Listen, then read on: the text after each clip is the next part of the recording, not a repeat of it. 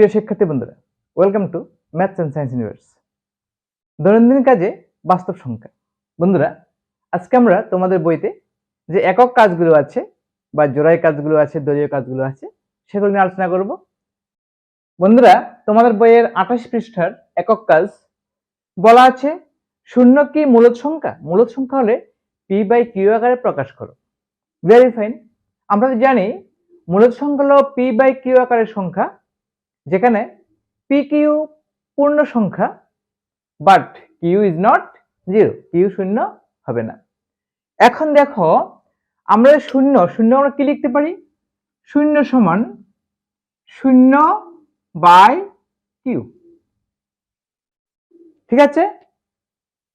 শূন্য equal to শূন্য by Q. এখন উদাহরণ হিসেবে বলতে পারি যে শূন্য ইকুয়াল টু শূন্য বাই যে কোনো সংখ্যা, শূন্য বাই 4, শূন্য বাই যে কোনো সংখ্যা,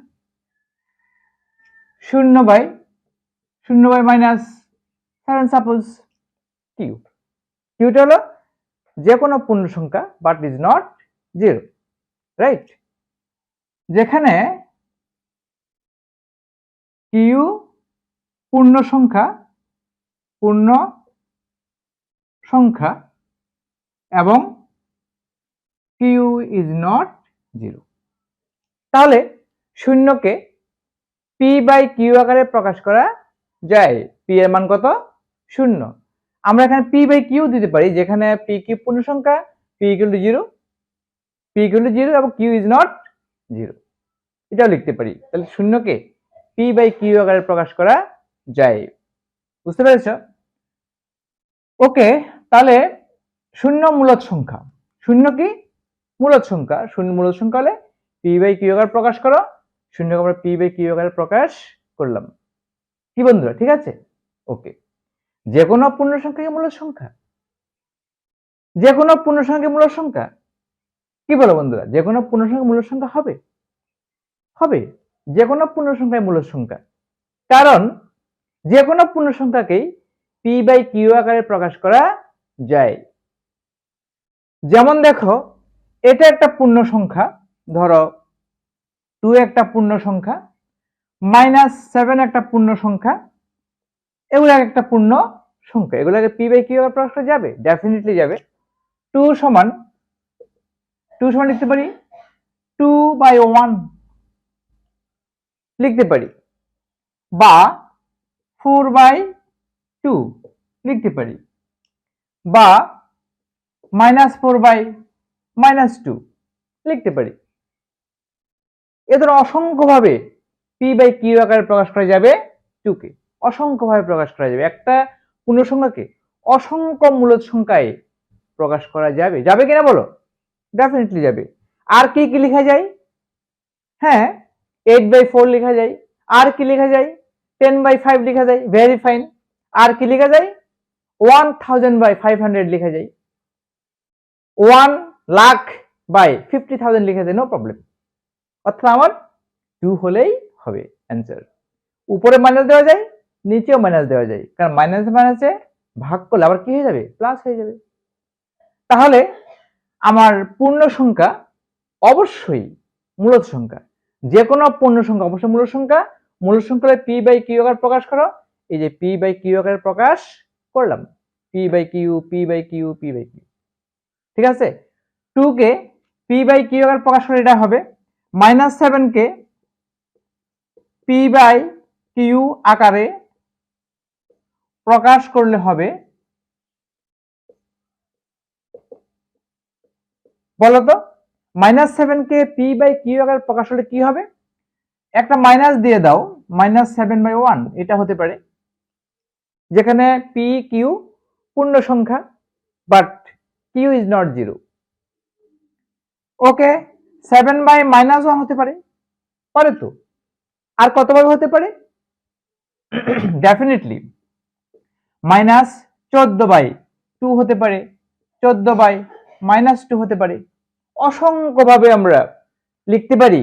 বিয়োগফল -7 হলেই হলো, সরি, ভাগফলটা -7 হলেই হলো। -7 কে পি বাই কিউ আর প্রকাশ করা যায়, ডেফিনেটলি যায়।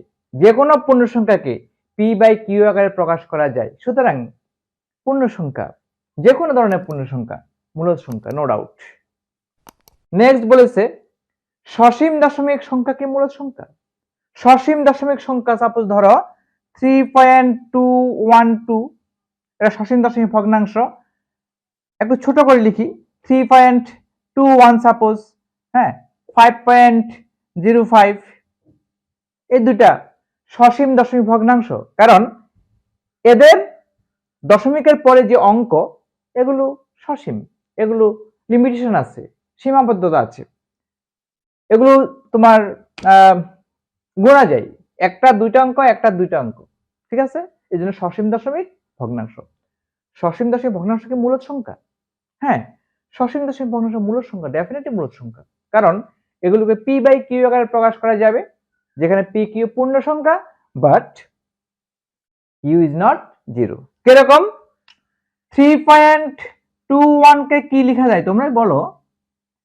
321/100, নো ডাউট 321/100 লেখা যাবে, -321/-100 লেখা যাবে, কি যাবে না? ডেফিনেটলি। প্রত্যেককে 2 দ্বারা গুণ করো, প্রত্যেক লব হরকে যে কোনো তোমার স্বাভাবিক সংখ্যা দ্বারা গুণ করে কিন্তু আমরা লিখতে পারবো। তাহলে 3.21 কে অসংখ্য মূলদ সংখ্যায় প্রকাশ করা যাবে, যে কোনো পূর্ণ সংখ্যাকে, যে কোনো সসীম দশমিক ভগ্নাংশকে অসংখ্য মূলদ সংখ্যায় প্রকাশ করা যাবে, সমতুল মূলদ সংখ্যায় প্রকাশ করা যাবে। এগুলো পরস্পর সমতুল, এগুলো সমতুল মূলদ সংখ্যা। আমরা যদি এটাকে 2 দ্বারা মাল্টিপ্লাই করি, 2 একে 2, 2 দুগুণে 4, 3 দুগুণে 6, আর এখানে -200, তাহলে এটা এটা এটা প্রত্যেকেই তোমার সমতুল মূলদ সংখ্যা, সমতুল মূলদ ভগ্নাংশ। এনিওয়ে 5.05 কে আমরা একই স্টাইলে লিখতে পারি।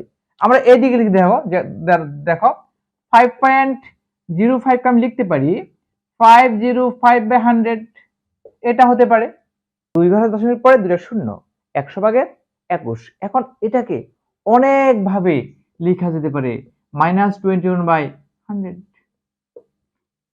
এটাকে তোমার লব হরকে একই সংখ্যা দ্বারা গুণ করে যাও, একই স্বাভাবিক সংখ্যা দ্বারা গুণ করে, তোমার বিভিন্ন স্বাভাবিক সংখ্যা দ্বারা গুণ করে যাও, উপর নিচে একই সংখ্যা দ্বারা গুণ করলে -42/200, এখানে মাইনাস দাও, এখানে মাইনাস দাও, কারণ এটা প্লাস তো হতে পারে। এভাবে অসংখ্য তোমার সংখ্যায় প্রকাশ করা যেতে পারে 63/300। তাহলে 0.21 কে অসংখ্য মূলদ সংখ্যায়, সমতুল মূলদ সংখ্যায়, সমতুল মূলদ সংখ্যায় প্রকাশ করা যাবে, P by Q, P by Q, P by Q, P by Q.